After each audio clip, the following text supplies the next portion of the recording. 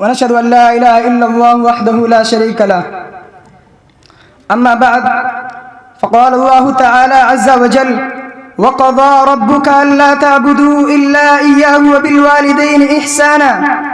إخوة الإيمان، لقد جاء الأنبياء بالهدى والبينات ودعوا إلى المكارم والمعالي وأعمال الخير، فمن المكارم والمعالي التي جاء بها أنبياء الله عز وجل بر الوالدين. يقول الله تعالى: بر الوالدين.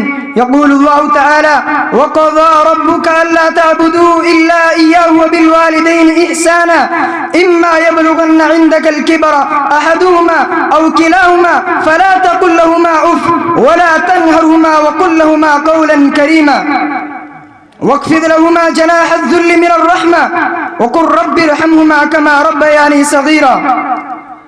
إخوة الإيمان، أمر الله عباده أمرا مقطوعا به بألا يعبدوا إلا إياه، وأمر بالإحسان للوالدين.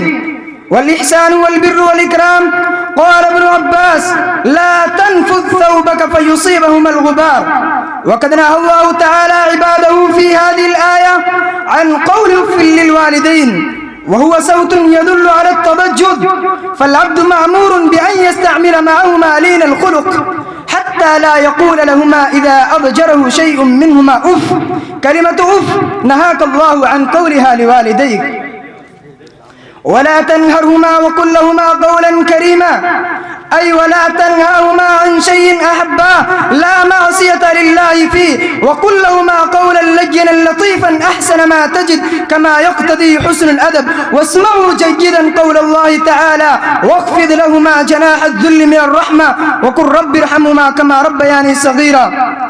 أي لهما جانبك متذللا لهما من فرط رحمتك إياهما وعطفك عليهما.